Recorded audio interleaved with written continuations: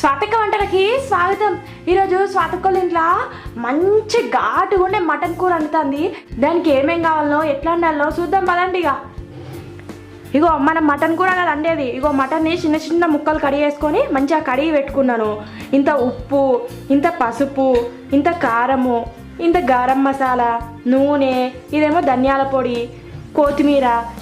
ఇగో దీంట్లోనేమో ఇగో ఆకు, లవంగం, ఇలాచి, చెక్క, పువ్వు అన్నీ ఇగో దీంట్లో కలిపి పెట్టుకున్నాను. ఇదేమో ఎంత ఇగో గరం మసాలా ఉంది కదా, అదెందుకు వేస్తున్నారు అనుకున్నారా?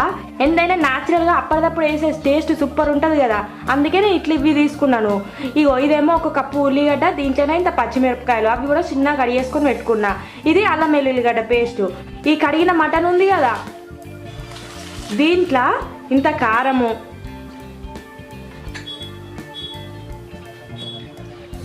ఇంత పసుపు,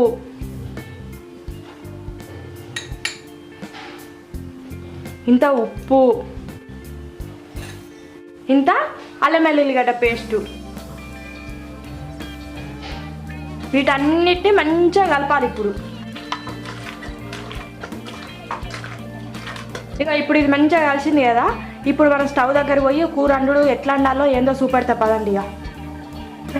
ఇక ఫస్ట్ స్టవ్ ముట్టించుకొని ఈ కుక్కర్ పెట్టుకున్నాను. ఈ కుక్కర్ గిన్నె అయినా పెట్టుకోవచ్చు, నార్మల్ గిన్నె అయినా పెట్టుకోవచ్చు. కుక్కర్ అయితే జల్దీ ఉడుకుతుందని నేను ఇది పెట్టుకున్నాను. ఇది వేడైన తర్వాత ఇంత నూనె పోయాలి. దీంట్లో కొంచెం నూనె ఎక్కువనే పడుతుంది. నాన్ వెజ్ కూరలలో నూనె ఎక్కువనే పడుతుంది. దీంట్లో ఇప్పుడు మన మసాలాలు ఉన్నాయి కదా, ఆకు, లవంగం, ఇలాచి, చెక్క, పువ్వు, అవన్నీ దీంట్లో వేసుకోవాలి. ఇప్పుడు మిరియాలు, ఇగో దీంట్లోనే ఇప్పుడు ఇంత ఉల్లిగడ్డ ఉన్న ఇక పచ్చిమిరపకాయలు,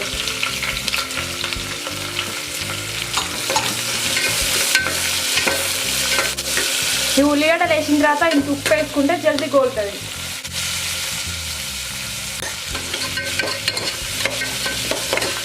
ఇగో ఉల్లిగడ్డలు మంచిగా గోలినాయి. ఇప్పుడు దీంట్లో అల్లం వెల్లుల్లిగడ్డ పేస్ట్ వేసుకోవాలి.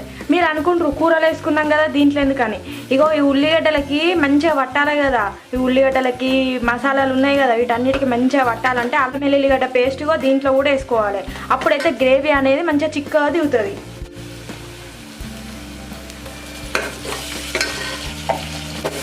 ఇగో ఇట్లా మంచిగా కలుపుకోవాలి. ఈ అల్లం వెల్లుల్లిగడ్డ పేస్ట్ కూడా ఇగో నూనెలో మంచిగా గోలాలి, లేకపోతే అల్లం వాసన వస్తుంది. కాబట్టి దీన్ని మంచిగా నూనెలో గోలియాలి.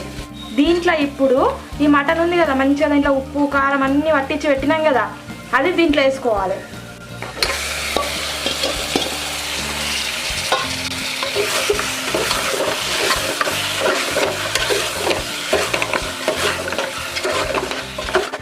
ఇట్లా దీన్ని ఒక 5 నిమిషాలు మంచిగా నూనెలో గోలియాలి.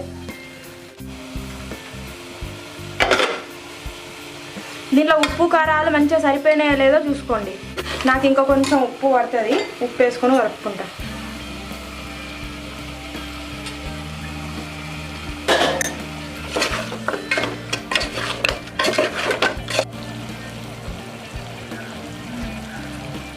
ఇగో ఇప్పుడు దీనిలో నీళ్ళు మంచిగా ఊరుతున్నాయి కదా, అప్పుడు మంచిగా కలుపుకొని కొన్ని నీళ్ళు పోసుకోవాలి.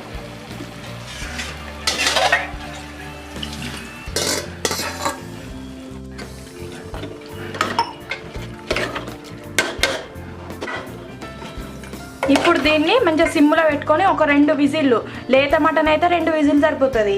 కొంచెం ముదిరింది అనుకోండి 3-4 విజిల్లు పట్టాలి.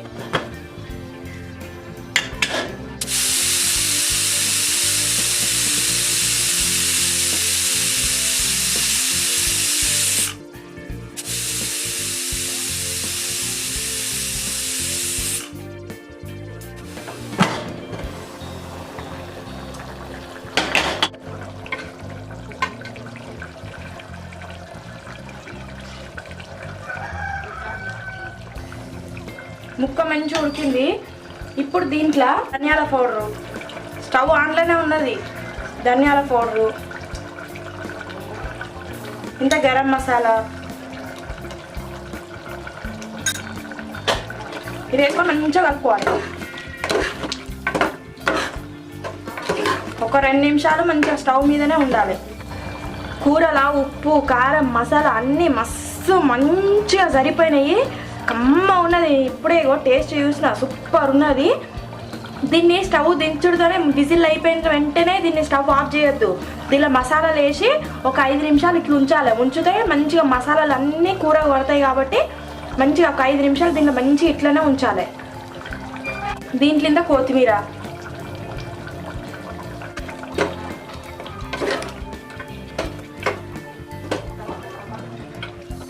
మస్తు కనబడుతుంది కదా.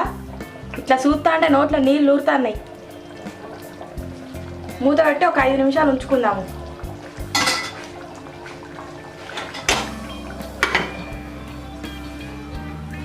మన కూర మస్తు మంచిగా అయింది. ఇప్పుడు ఇక దీన్ని బంద్ చేద్దాం. ఇక దీనికి ఇట్లా మంచిగా బగారన్నం కానీ చపాతీ కానీ పూరి కానీ ఉంటే సూపర్ ఉంటుంది. నా ఛానల్ని సబ్స్క్రైబ్ చేసుకోవడం మర్చిపోద్దు. అట్లనే పక్కనున్న బెల్ బటన్ కూడా నొక్కండి.